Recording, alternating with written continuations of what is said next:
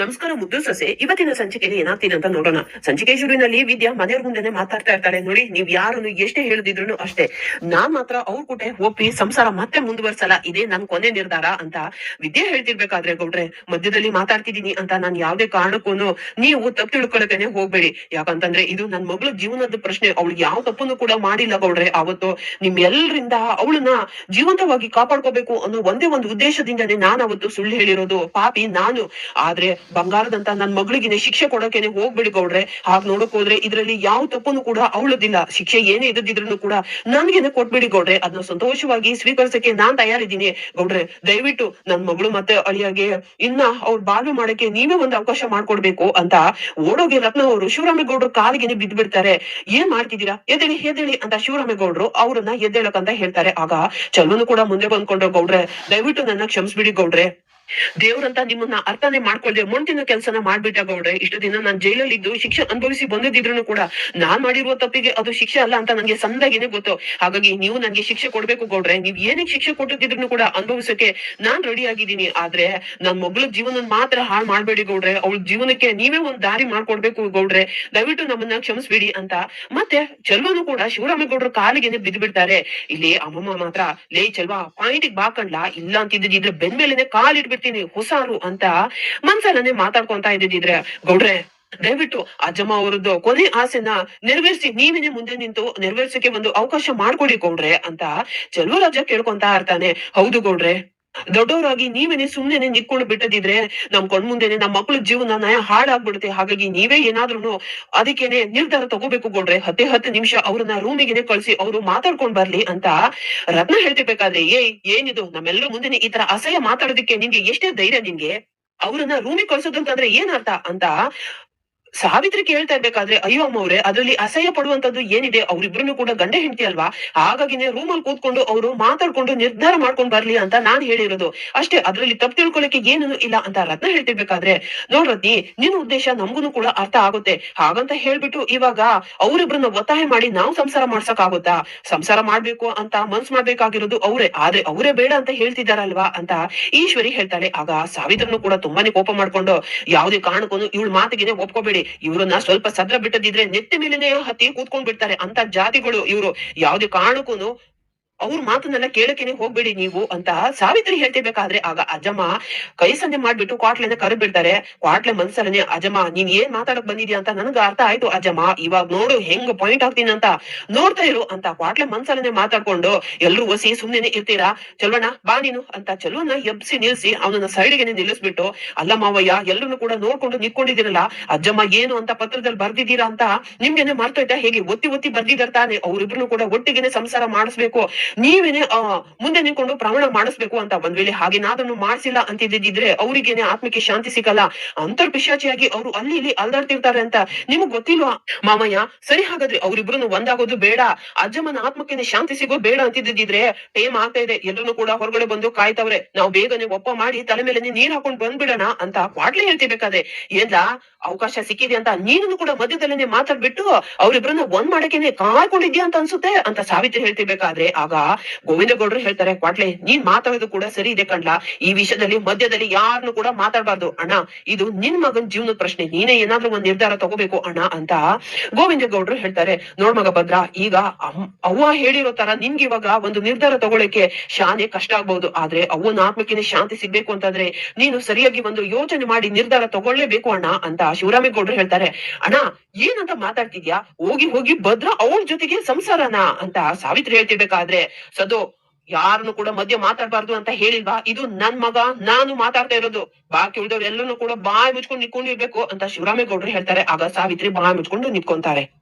ನೋಡಮ್ಮ ವಿದ್ಯಾ, ಅತ್ತೆ ಮೇಲೆ ನೀನು ಎಷ್ಟು ಪ್ರೀತಿ ಗೌರವ ಇಟ್ಕೊಂಡಿದ್ಯಾ ಅಂತ ನನ್ಗೆ ಸಂದಾಗಿನೇ ಗೊತ್ತು. ಹಾಗಾಗಿ ಅವ್ರ ಸಾವಿಗೂ ಕೂಡ ಒಂದು ನ್ಯಾಯ ಒದಗಿಸ್ಬೇಕು ಅಂತಿದ್ದಿದ್ರೆ ನೀನ್ ಇವಾಗ ಅವ್ರ ಮಾತನ್ನ ನೆರವೇರಿಸಲೇಬೇಕು. ಹಾಗಾಗಿ ಯೋಚನೆ ಮಾಡಿ ನಿರ್ಧಾರ ತಗೋ ಅಂತ ಮೋನ ಅವರು ವಿದ್ಯಾನಿಗೆ ಹೇಳಿ, ಅದಾದ ನಂತರ ಭದ್ರ ಅಮ್ಮನ ಮೇಲೆ ನೀನು ಎಷ್ಟು ಪ್ರೀತಿ ಮಡ್ಕೊಂಡಿದ್ಯಾ ಅಂತ ನನ್ಗೆ ಸಂದಾಗಿನೇ ಗೊತ್ತು. ಈಗ ಅವ್ರ ಆತ್ಮಕ್ಕೆ ಶಾಂತಿ ಸಿಗ್ಬೇಕು ಅಂತಿದ್ದಿದ್ರೆ ನೀವಿಬ್ರು ಕೂಡ ಯೋಚನೆ ಮಾಡಿ ನಿರ್ಧಾರ ತಗೊಂಡು ಅವ್ರ ಆಸೆನ ಪೂರೈಸುವುದು ನಿಮ್ ಜವಾಬ್ದಾರಿ. ಹಾಗಾಗಿ ನೀನು ಕೂಡ ಯೋಚನೆ ಮಾಡು ಅಂತ ಹೇಳ್ತಾರೆ. ನೋಡಪ್ಪ ಭದ್ರ, ನಿಮ್ಮ ಅಮ್ಮಮ್ಮನ ಆತ್ಮಕ್ಕೆ ಶಾಂತಿ ಸಿಗ್ಬೇಕು ಅಂತ ಅಂದಿದ್ರೆ ನೀನ್ ಇವಾಗ ಒಪ್ಕೊಳ್ಳೇಬೇಕು. ದ್ವೇಷ ದ್ವೇಷ ಅಂತ ಹೋದ್ರೆ ಏನನ್ನು ಕೂಡ ನಮ್ಗೇನೆ ಸಿಗಲ್ಲ. ಹಾಗಾಗಿ ದ್ವೇಷನ ಸೋಸಿ ನೀವಿಬ್ರನ್ನು ಕೂಡ ಪ್ರೀತಿನ ಗೆಲ್ಲಿಸ್ಲೇಬೇಕು. ದಯವಿಟ್ಟು ನಿಮ್ ಮುಂದೆ ಕೈ ಮುಗ್ದು ಬೇಡ್ಕೊಂತಾ ಇದ್ದೇನೆ. ದಯವಿಟ್ಟು ಅವನು ಅತ್ತೆ ಮಾತನ್ನ ನೀವು ಗೆಲ್ಲಿಸಿ ಅಂತ ಮೋನ ಅವರು ಕೈ ಮುಗ್ದು ಕೇಳ್ಕೊಂತಾ ಇರ್ಬೇಕಾದ್ರೆ, ಮಗ ಭದ್ರ ಏನಾದ್ರೂ ಒಂದು ಮಾತಾಡು, ಏನ್ ನಿರ್ಧಾರ ತಗೊಂಡೆ ನೀನು ಅಂತ ಗೋವಿಂದ ಗೌಡ್ರು ಕೇಳ್ತಾ ಇರ್ಬೇಕಾದ್ರೆ, ಚಿಕ್ಕಪ್ಪ ಫಸ್ಟ್ ಅವ್ರ ನಿರ್ಧಾರ ಏನು ಅಂತ ಕೇಳಿ ಅಂತ ಭದ್ರ ಹೇಳ್ತಾನೆ. ನೋಡಿ, ನಾನ್ ಯಾವತ್ತೂ ಸ್ವಾಭಿಮಾನನ ಬಿಟ್ಟು ಯಾರ ಮುಂದೆನೂ ಕೂಡ ತಲೆ ಬಾಗ್ದವಳೆ ಅಲ್ಲ. ಅಂತದ್ರಲ್ಲಿ ಇವತ್ತು ಅಮ್ಮಮ್ಮನ್ ಕೊನೆ ಆಸೆ ನೆರವೇರಿಸ್ಬೇಕು ಅನ್ನೋ ಒಂದೇ ಒಂದ್ ಕಾರಣಕ್ಕೋಸ್ಕರನೇ ಇವ್ರ ಕೂಟ ಬಾಳ್ವೆ ಮಾಡಕ್ಕೆ ನಾನು ಒಪ್ಕೊಂತಾ ಇದ್ದೀನಿ ಅಂತ ವಿದ್ಯೆ ಹೇಳ್ತಾಳೆ. ಈ ಮಾತನ್ನ ಕೇಳಿಸ್ಕೊಂಡು ಎಲ್ಲರೂ ಕೂಡ ತುಂಬಾನೇ ಖುಷಿ ಆಗ್ಬಿಡ್ತಾರೆ. ಇಲ್ಲಿ ಅಮ್ಮಮ್ಮ ಮಾತ್ರ ಆಹಾ ನನ್ ಮುದ್ದು ನನ್ ಬಂಗಾರ ಅಂತ ತುಂಬಾನೇ ಖುಷಿ ಪಟ್ಟು ಮನ್ಸಲ್ಲನೆ ಮಾತಾಡ್ತಾ ಇದ್ದಿದ್ರೆ, ಭದ್ರ ಈಗ ನಿನ್ ನಿರ್ಧಾರ ಹೇಳಪ್ಪ ಅಂತ ಶಿವರಾಮೇಗೌಡರು ಹೇಳ್ತಾರೆ. ಅಮ್ಮಮ್ಮನ್ ಕೊನೆ ಆಸೆನ ನೆರವೇರಿಸ್ಬೇಕು ಅನ್ನೋ ಒಂದೇ ಒಂದ್ ಕಾರಣದಿಂದ, ಹಾಗೆ ಅಪ್ಪನ ಮಾತಿಗೆನೆ ಬೆಲೆ ಕೊಡ್ಬೇಕು ಅನ್ನೋ ಕಾರಣದಿಂದಾನೇ ನಾನು ಅವ್ರ ಕೂಟೆ ಸಂಸಾರ ಮಾಡಕ್ಕೇನೆ ಒಪ್ಕೊಂತಾ ಇದ್ದೀನಿ ಅಂತ ಭದ್ರ ಹೇಳ್ತಾನೆ. ಈ ಮಾತನ್ನೇ ಕೇಳಿಸ್ಕೊಂಡು ಸಾವಿತ್ರಿ ಮತ್ತೆ ಈಶ್ವರಿ ಗ್ಯಾಂಗ್ನವ್ರು ಮಾತ್ರ ತುಂಬಾನೇ ಕೋಪ ಮಾಡ್ಕೊಳ್ತಾರೆ. ಇಲ್ಲಿ ಸಾವಿತ್ರಿ ಮಾತ್ರ ಅಚ್ಚೆ ಏನಿದು ಅಲ್ಲ, ನಾನು ಇಷ್ಟೋ ತನಕ ಗಂಟ್ಲನ್ನ ಹರ್ಕೊಂಡಿರೋದು ವೇಸ್ಟ್ ಆಗೋಯ್ತಲ್ಲ, ಇವನ್ ಮಾತ್ರ ಈ ತರ ಪುಸುಕನೆ ಒಪ್ಕೊಂಡ್ ಬಿಟ್ನಲ್ಲ, ಛೇ ಅಂತ ಸಾವಿತ್ರಿ ಹೇಳ್ತಿರ್ಬೇಕಾದ್ರೆ, ಏ ಸಾವಿತ್ರಿ ನೀನ್ ಏನೇ ಪ್ಲಾನ್ ಮಾಡೋದಿದ್ರು ಕೊನೆಗೆ ಅದು ಟುಸ್ ಪಟಾಕಿನೇ ಆಗೋದು, ಸುಮ್ನೆ ಬಾಯ್ ಮುಚ್ಕೊಂಡ್ ನಿಂತ್ಕೋ ಅಂತ ಅವಿನಂತಿ ಬೈದ್ ಬಿಡ್ತಾಳೆ. ಇಬ್ರು ಕೂಡ ನಾನು ಹೇಳ್ಕೊಟ್ಟಂಗೆನೆ ನೀವನು ಕೂಡ ಕೈನ ಮುಂದೆ ಮಾಡಿ ಪ್ರಮಾಣ ಮಾಡ್ಬೇಕು, ಮುಂದೆ ಬನ್ನಿ ಇಬ್ರು ಅಂತ ಶಿವರಾಮೇಗೌಡರು ಭದ್ರ ಮತ್ತೆ ವಿದ್ಯಾನ ಮುಂದೆ ಕರೀತಾರೆ. ಅದಾದ ನಂತರ ಶಿವರಾಮೇಗೌಡರು ಅಮ್ಮಮ್ಮ ಬರ್ದಿರುವ ಪತ್ರನ ಹಿಡ್ಕೊಂಡು ವಿದ್ಯಾ ಮತ್ತೆ ಭದ್ರ ಕೈನ ಮುಂದೆ ಮಾಡಕ್ ಹೇಳಿ ಅವ್ರಿಬ್ರು ಕೈಯಿಂದನೂ ಕೂಡ ಪ್ರಮಾಣನ ಮಾಡಿಸ್ತಾ ಇರ್ತಾರೆ. ಇಲ್ಲಿ ಇವರಿಬ್ರು ಕೂಡ ಹಾಗೆ ನಾವು ಮಾಡಿರುವ ಚಿಕ್ಕ ಪುಟ್ಟ ತಪ್ಪುಗಳನ್ನೆಲ್ಲ ಅದನ್ನ ನಾವು ಇನ್ನು ಮುಂದೆ ಮರೆತು ಇನ್ನು ಮುಂದೆ ಒಟ್ಟಿಗೆ ನಾವು ಸಂಸಾರ ಮಾಡ್ತೀವಿ ಅಂತ ಹೇಗೆ ಅಮ್ಮಮ್ಮನ ಸಾಕ್ಷಿಯಾಗಿನೇ ಪ್ರಮಾಣ ಮಾಡ್ತಾ ಇರ್ಬೇಕಾದ್ರೆ, ಇಲ್ಲಿ ಅಮ್ಮಮ್ಮನ ಮೂಗ್ ಹತ್ರನೇ ಒಂದು ನಣ ಬಂದು ಕೂತ್ಕೊಂಡ್ಬಿಡುತ್ತೆ. ಇಲ್ಲಿ ಅಮ್ಮಮ್ಮ ಮಾತ್ರ ತುಂಬಾನೇ ಗಾಬರಿ ಬಿಟ್ಟು, ಅಯ್ಯೋ ಇದೇನಿದು ಎಲ್ಲದನ್ನು ಮುಗ್ದೋಯ್ತು ಅನ್ನೋ ಟೈಮಲ್ಲಿ ಈ ನಣ ಬಂದು ಕೆಲ್ಸನ ಹಾಳು ಮಾಡ್ತಿದ್ಯಲ್ಲಪ್ಪ, ಏನ್ ಮಾಡೋದು ಅಂತ ಅಮ್ಮಮ್ಮ ಯೋಚನೆ ಮಾಡ್ತಾ ಇರ್ಬೇಕಾದ್ರೆ, ಆಗ ನೋಣ ಇನ್ನೇನು ಮೂಗ್ ಹತ್ರ ಹೋಗ್ತಾ ಇರುತ್ತೆ. ಆಗ ಅಮ್ಮಮ್ಮ ಜೋರಾಗಿ ಅಕ್ಷಿ ಅಂತ ಜೋರಾಗಿ ಶೀನ್ ಬಿಡ್ತಾರೆ. ಎಲ್ಲರೂ ಕೂಡ ಒಂದ್ ಕ್ಷಣ ಗಾಬರಿ ಆಗ್ಬಿಡ್ತಾರೆ. ಆಗ ಅಮ್ಮಮ್ಮ ಎದ್ದಿಟ್ಕೊಂಡ್ಬಿಡ್ತಾರೆ. ಬಂದವ್ರೆಲ್ಲರೂ ಕೂಡ ಶಾಕ್ ಆಗ್ಬಿಡ್ತಾರೆ. ಆಗ ಒಂದ್ ಅಜ್ಜಿ ಮಾತ್ರ ಮುಂದೆ ಬಂದ್ಕೊಂಡು, ನೋಡಿ ಇದು ನಿಮ್ ಮನೇಲೇನೆ ನಡೆದಿರುವ ನಿಮ್ದೇನೆ ಸಮಸ್ಯೆ ಅಂತ ಅನ್ಸುತ್ತೆ, ಹಾಗಾಗಿ ನಮ್ ಮುಂದ್ಕೂಟನೆ ಇದನ್ನೆಲ್ಲ ಮಾತಾಡೋದ್ ಬೇಡ, ನೀವೇನೆ ಅದ್ ಏನೇನು ಅಂತ ಮಾತಾಡಿ ಅದನ್ನ ಬಗೆಹರಿಸ್ಕೊಳ್ಳಿ. ನೋಡಿ ಮನೇಲಿ ಸತ್ತಿದ್ದಾರೆ ಅಂತ ಗುಂಡಿನ ತೆಗೆದು ಅದನ್ನ ಹಾಗೇನೆ ಮಣ್ ಮಾಡ್ಬಾರ್ದು, ಅದಕ್ಕೊಂದು ಕೋಳಿ ಮರಿನಾದ್ರೂ ಕೂಡ ಹಾಕಿ ಮಣ್ ಮಾಡಿ, ಇಲ್ಲ ಅಂತಿದ್ರೆ ಮತ್ತೆ ಮತ್ತೆ ಆ ಗುಂಡಿ ಬಲಿ ಕೇಳ್ತಾನೆ ಇರುತ್ತೆ, ಬನ್ನಿ ಅಂತ ಹೇಳ್ಕೊಂಡು ಹೊರಗಡೆಯಿಂದ ಬಂದವ್ರೆಲ್ಲರೂ ಕೂಡ ಅಲ್ಲಿಂದ ಹೊರಟೋಗ್ಬಿಟ್ರೆ, ಇಲ್ಲಿ ಅಮ್ಮಮ್ಮನ ಮೇಲೆ ಮನೆಯವರು ತುಂಬಾನೇ ಕೋಪ ಮಾಡ್ಕೊಂಡಿರ್ತಾರೆ.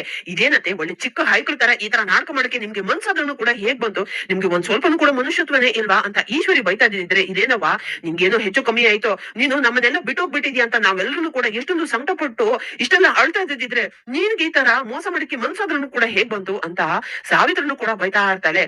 ಓ ಅಮ್ಮಮ್ಮ ನಿನ್ಗೇನೋ ಆಯ್ತು ಅಂತ ನಾವ್ ಇಷ್ಟೆಲ್ಲ ದುಃಖ ಪಟ್ಟಿದೀವಿ, ಆದ್ರೆ ನೀನ್ ಮಾತ್ರ ನಾಟಕ ಮಾಡ್ಬಿಟ್ಯಾ, ನಿನ್ನ ನೋಡ್ತಾ ಇದ್ದಿದ್ರೆ ಮೈಯೆಲ್ಲ ಉರ್ದೋಗ್ಬಿಡುತ್ತೆ ನನ್ಗೆ ಅಂತ ವಿನಂತಿನೂ ಕೂಡ ಬೈದ್ ಬಿಡ್ತಾಳೆ. ಆಗ ಅವ್ವ ಯಾಕವ್ವ ಇಂತ ದೊಡ್ಡ ತಪ್ಪನೆಯನ್ನ ನೀನ್ ತಗೊಂಡೆ ಅಂತ ಗೋವಿಂದ ಗೌಡ್ರು ಕೂಡ ಕೇಳ್ತಾ ಇರ್ಬೇಕಾದ್ರೆ, ಮತ್ ಇನ್ನೇನ್ಲಾ ಮಾಡ್ಲಿ, ಕಣ್ಮುಂದೆನೆ ಮೊಮ್ಮಗಳು ಮತ್ತೆ ಮೊಮ್ಮಗನ್ ಜೀವನ ಹಾಳಾಗ್ತಾ ಇದ್ದಿದ್ರೆ ಅವ್ರಿಬ್ರು ಜೀವನ ಸರಿ ಮಾಡಕ್ಕೆ ನನ್ಗೆ ಇದೇ ಸರಿಯಾಗಿರೋ ದಾರಿ ಅಂತ ಅನ್ನಿಸ್ತು, ಹಾಗಾಗಿನೇ ಹೀಗ್ ಮಾಡ್ದೆ ಅಂತ ಅಮ್ಮಮ್ಮ ಹೇಳ್ತಿರ್ಬೇಕಾದ್ರೆ, ಅಂದ್ರೆ ನಿನ್ ಮಾತಿನ ಅರ್ಥ ಏನವ, ಅವ್ರಿಬ್ರನ್ನ ಒಂದ್ ಮಾಡ್ಬೇಕು ಅಂತ ನೀನು ಈ ನಿರ್ಧಾರನ ತಗೊಂಡ್ಯಾ ಅಂತ ಸಾವಿತ್ರಿ ಚೆನ್ನಾಗಿನೇ ಬೈದ್ಬಿಡ್ತಾಳೆ.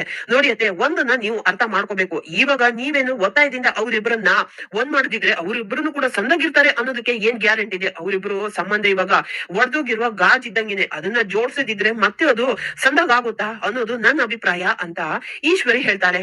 ಆಗ ಭದ್ರ ಮಾತ್ರ ತುಂಬಾನೇ ಕೋಪ ಮಾಡ್ಕೊಂಡು, ಅಮ್ಮಮ್ಮ ನಿನ್ ಮೇಲೆ ಎಷ್ಟೊಂದು ಪಿರುತಿ ಗೌರವ ಇಟ್ಕೊಂಡಿದ್ದೆ, ನಿನ್ನ ಆತ್ಮಕ್ಕೆ ಶಾಂತಿ ಸಿಗ್ಬೇಕು ಅನ್ನೋ ಒಂದೇ ಒಂದ್ ಕಾರಣಕ್ಕೋಸ್ಕರನೇ ನಾನು ಅವಳ ಕೂಟ ಬಾಳ್ವೆ ಮಾಡೋಕೆ ಒಪ್ಕೊಂಡಿರೋದು, ಆದ್ರೆ ನೀನು ಇಂತ ಮೋಸ ಮಾಡ್ತೀಯ ಅಂತ ನಾನು ಅನ್ಕೊಂಡೇ ಇರ್ಲಿಲ್ಲ ಅಂತ ಭದ್ರ ಹೇಳ್ತಿರ್ಬೇಕಾದ್ರೆ, ನೋಡ್ ಭದ್ರ ಇನ್ನೂ ಕೂಡ ಏನೂ ಆಗಿಲ್ಲ, ಈಗ್ಲೇನೆ ನಿನ್ ನಿರ್ಧಾರ ಏನು ಅಂತ ಹೇಳ್ಬಿಡು, ಆಮೇಲೆ ಹೆಚ್ಚು ಕಮ್ಮಿ ಆದ್ರೇನೆ ಕಷ್ಟ ಅಂತ ಸಾವಿತ್ರಿ ಹೇಳ್ತಿರ್ಬೇಕಾದ್ರೆ, ನನ್ ನಿರ್ಧಾರ ಯಾವ್ದೇ ಕಾರಣಕ್ಕೂ ಬದ್ಲಾಗಲ್ಲ, ನಾನು ಇವಳ ಕೂಟ ಯಾವ್ದೇ ಕಾರಣಕ್ಕೂ ಬಾಳ್ವೆ ಮಾಡಲ್ಲ, ಅದು ಕನ್ಸಲೂ ಕೂಡ ಸಾಧ್ಯನೇ ಇಲ್ಲ ಅಂತ ಭದ್ರ ಹೇಳ್ತಿರ್ಬೇಕಾದ್ರೆ, ಹೌದು ನಾನು ಅಷ್ಟೇ ಅಮ್ಮಮ್ಮನ್ ಕೊನೆ ಆಸೆ ನಿರ್ಧಾರ ಮಾಡ್ಬೇಕು ಅನ್ನೋ ಒಂದೇ ಒಂದ್ ಕಾರಣಕ್ಕೋಸ್ಕರನೇ ನಾನು ಇವ್ರ ಕೂಟ ಬಾಳ್ವೆ ಮಾಡ್ತೀನಿ ಅಂತ ಒಪ್ಕೊಂಡಿರೋದೇ ಹೊರತು ಇವ್ರ ಮೇಲಿನ ಪಿರುತಿಯಿಂದ ಅಲ್ಲ.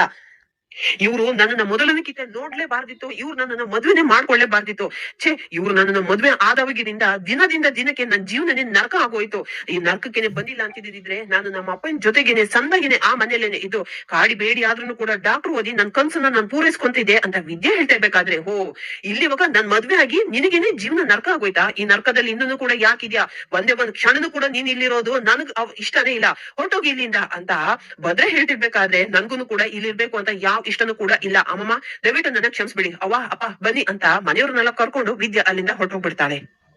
ಮೊದ್ಲು ಯಾರು ತನ್ನವರು ನನ್ನವರು ಅನ್ನೋದನ್ನ ಫಸ್ಟ್ ತಿಳ್ಕೊ. ಈ ಅವಮಾನ ಎಲ್ಲ ಬೇಕಿತ್ತ ನಿಂಗೆ? ಇದನ್ನ ನೀನೇ ಮಾಡ್ಕೊಂಡಿರೋದು, ಅನ್ಭವ್ಸು ಛೀ ಅಂತ ಹೇಳಿ ಭದ್ರ ಅಲ್ಲಿಂದ ಹೊರಟೋಗ್ಬಿಟ್ರೆ, ಇಲ್ಲಿ ಅಮ್ಮಮ್ಮ ಜೋರಾಗಿನೇ ಹತ್ಕೊಂಡು ಮಗ ಶಿವರಾಮ ಅಂತ ಕರೀತಾರೆ. ಆದ್ರೂನು ಅಮ್ಮ ನೀನ್ ಈ ತರ ಮಾಡ್ತೀಯ ಅಂತ ನಾನು ಅನ್ಕೊಂಡೇ ಇರ್ಲಿಲ್ಲ, ನಿನ್ನನ್ನ ಯಾವುದೇ ಕಾರಣಕ್ಕೂ ಕ್ಷಮಿಸಲ್ಲ, ನಿನ್ ಮುಖ ದರ್ಶನನು ಕೂಡ ಮಾಡಲ್ಲ ಅಂತ ಹೇಳಿ ಅಲ್ಲಿಂದ ಹೊರಟೋಗ್ಬಿಡ್ತಾರೆ ಶಿವರಾಮೇಗೌಡರು. ಆದ್ರೂನು ಅವ್ವ ನೀನು ಇಂಥ ದೊಡ್ಡ ತಪ್ಪನ್ನ ಮಾಡ್ಬಾರ್ದಿತ್ತವ್ವ, ಛೇ ನೀನ್ ಈ ತರ ಮಾಡ್ತೀಯ ಅಂತ ಅನ್ಕೊಂಡೇ ಇರ್ಲಿಲ್ಲ ಅಂತ ಹೇಳಿ ಗೋವಿಂದ ಗೌಡ್ರನು ಕೂಡ ಅಲ್ಲಿಂದ ಹೊರಟೋಗ್ಬಿಟ್ಟದಿದ್ರೆ, ಇಲ್ಲಿ ಸಾವಿತ್ರಿ ಮಾತ್ರ ನೀನ್ ಎಲ್ಲಿ ಗೊಟಕೊಂಡ್ ಬಿಟ್ಟೆ ಅಂತ ಬೆಳಿಗ್ಗೆಯಿಂದ ಹತ್ತು ತಲೆನೇ ನೋವು ಬಂದ್ಬಿಟ್ಟಿದೆ, ಲೇ ವಿನಂತಿ ಬಾರೆ ಫಸ್ಟ್ ತಲೆನೋವು ಮಾತ್ರ ಕೊಡು ಅಂತ ಅಮ್ಮ ಮಗಳು ಅವ್ರಿಬ್ರು ಕೂಡ ಅಲ್ಲಿಂದ ಹೊರಟೋಗ್ಬಿಟ್ಟು, ಈ ಮುದುಕಿ ಮೇಲ್ಗಡೆನೆ ಹೋಗ್ಬಿಟ್ಟು ಅವ್ರಿಬ್ರನ್ನ ಒಂದ್ ಮಾಡ್ಬಿಡ್ತಾಳು ಅಂತ ತುಂಬಾನೇ ಟೆನ್ಷನ್ ಆಗಿತ್ತು. ಈ ಮುದುಕಿ ಬದುಕಿ ಅವ್ರಿಬ್ರು ನಡುವೆ ಇರುವ ಅಂತರನ ಇನ್ನಷ್ಟು ಜಾಸ್ತಿ ಮಾಡ್ಬಿಟ್ಟಿದ್ದಾಳೆ, ಅದೇ ಖುಷಿ ಅಂತ ಈಶ್ವರಿ ಮನ್ಸಲ್ಲೇ ಮಾತಾಡ್ಕೊಂಡು, ಆದ್ರೂ ಅದೇ ನೀವ್ ಶಾನೆ ದೊಡ್ಡ ತಪ್ಪು ಮಾಡ್ಬಿಟ್ರಿ ಅಂತ ಹೇಳಿ ಬಾರೆ ಅಂತ ಚಿತ್ರಾನ್ನ ಕರ್ಕೊಂಡು ಅಲ್ಲಿಂದ ಈಶ್ವರಿನೂ ಕೂಡ ಹೊರಟೋಗ್ಬಿಟ್ಟದಿದ್ರೆ, ಅತ್ತೆ ನೀವ್ ಈ ತರ ಮಾಡ್ತೀರಾ ಅಂತ ಅನ್ಕೊಂಡೇ ಇರ್ಲಿಲ್ಲ, ಫಸ್ಟ್ ಇದನ್ನೆಲ್ಲ ತೆಗ್ದಾಕಿ ಅತ್ತೆ, ಒಂದ್ ಕ್ಷಣ ನನ್ ಎದೆನೂ ಕೂಡ ನಿಂತೋಗಿತ್ತು ಗೊತ್ತಾ,